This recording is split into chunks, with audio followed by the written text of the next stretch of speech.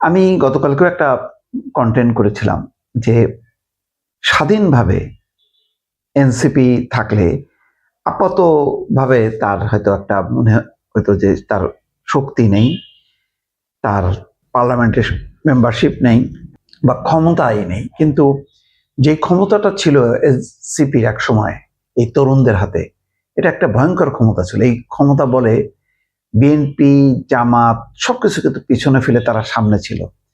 কিন্তু যখনই এই প্রথাগত রাজনীতির মধ্যে তারা ঢুকলো, ক্ষমতার ভাগাভাগির মধ্যে, প্রথম হলো এনসিপির তরুণ নেতারা যখন ঢুকলো ইউনূস সরকারের, এটা ছিল একটা ডিজাস্টার।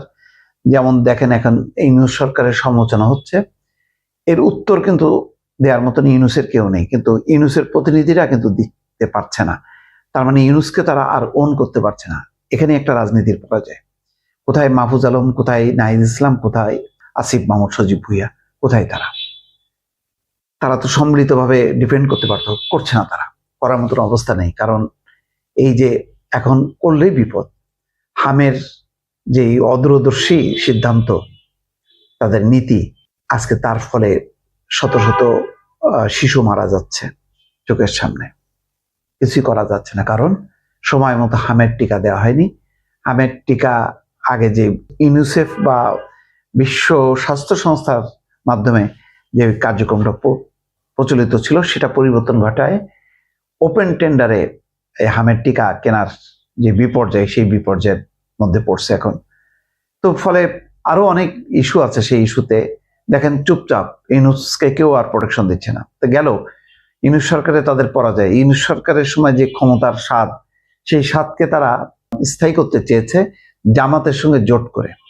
জামাতের সাথে জোট করে 6টা আসন, যেখানে আরো কম শক্তির অভ্যুত্থান ঘটিয়ে নেপালের যেই জেনজিরা তরুণরা আজকে রাষ্ট্র ক্ষমতায়, আজকে তারা 6টা আসন নিয়ে আছে। এরকম 6টা আসন নিয়ে 2018 সালেও বিএনপি ছিল, কিন্তু কাজ হয়নি, তাতে লাভ হয়নি, শেষ পর্যন্ত গণঅভ্যুত্থানই ঘটাতে হয়েছে।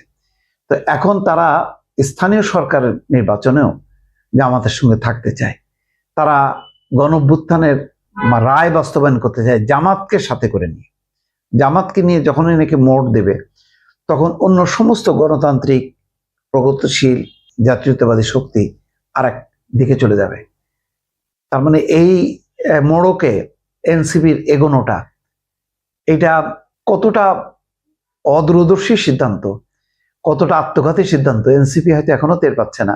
আর কিছুদিন পরে যাবে, যখন দেখবে আস্তে আস্তে তাদের শক্তিটা আসলে কমে যাচ্ছে।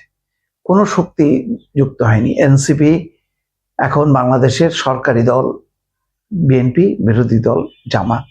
দেখবেন যে আস্তে আস্তে ওই বিদেশিরাও আগে যে পরিমাণ কদর করতো এনসিপির এই তরুণ নেতৃত্বকে, আস্তে আস্তে কিন্তু কদর কমে যাচ্ছে।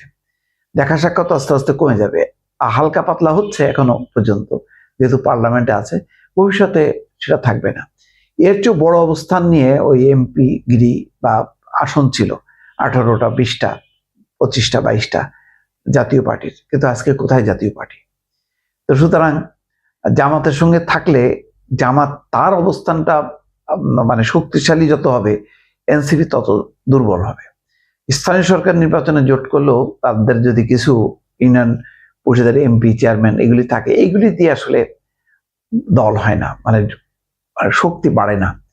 যেমন বিএনপির জোটে এসে গণসংহতি আন্দোলন অথবা নুরুর গণ অধিকার পরিষদ কতখানি শক্তিশালী হবে, এটা কিন্তু প্রশ্ন সাপেক্ষ।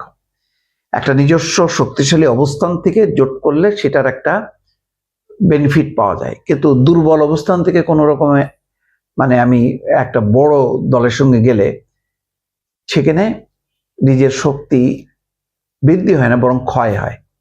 ভারতে কিন্তু এরকম হয়, অনেক জোট হয়, কিন্তু আবার তারা সময় মতো আবার বের হয়ে যায়। তাদের কাছে ওই মানে পার্লামেন্টে বা সরকারে থাকতেই হবে এমন কোনো কথা নেই। তারা জনগণের সমর্থনে এতই ক্ষমতাশালী থাকে যে ওইটাই তাদের শক্তি, দলই শক্তি। তাদের ওই এমপিগিরি বা মন্ত্রিত্বগিরি ওইটা একটা শক্তি, ওটা দিয়ে তারা দলের ক্ষমতা শক্তি বাড়ায়, এটা কখনো হয় না। তো যাই হোক, এগুলি অনেক আলোচনা।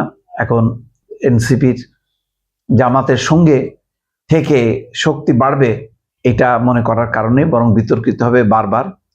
যেই বিতর্ক থেকে বলা যায় যে বিএনপি বের হয়ে আসছে। এখন কেউ বলবে না বিএনপি জামাত জোট বা জামাত বিএনপি জোট, এই কথা বলবে না। বিএনপি এখন ইন্ডিপেন্ডেন্ট। বিএনপির সাথে বিএনপি হয়তো এমন এমন শক্তিগুলোকে নেবে, গণতান্ত্রিক জাতীয়তাবাদী শক্তি, যেই শক্তিতে সে বলিয়ান হবে। সে আর ওই রকম ধর্মভিত্তিক কোনো দলকে একেবারে কোলের মধ্যে টেনে নেবে না। এই প্রবণতাটা ভালো। আর এনসিপি তার বিপরীত একটা গণভ্যুত্থানের মধ্য দিয়ে গণ আকাঙ্ক্ষা, একটা গণতন্ত্রের যেই আকাঙ্ক্ষাটা, সেই আকাঙ্ক্ষাটা একটা ধর্মভিত্তিক দলের কাছে আত্মসমর্পণ করার মধ্য দিয়ে তার পথ চলার অবস্থাটা দিনকে দিন, আমি আজকে এই কথাই বলবো যে এটা সংকুচিত হবে, এটা বাড়বে না। শেষ পর্যন্ত আগামী নির্বাচন আসতে আসতে এনসিপি কোথায় যেয়ে দাঁড়াবে নিশ্চয়ই এটা দেখতে পারবেন। তারপরে এই 5 বছরে অনেক ছাত্র সংসদের নির্বাচন হবে। কোন ছাত্র সংসদে এনসিপির ছাত্র সংগঠন, তার নামও এখনো কিন্তু কেউ জানে না। আদৌ তার স্থান হবে কিনা আমার সন্দেহ আছে। দর্শক।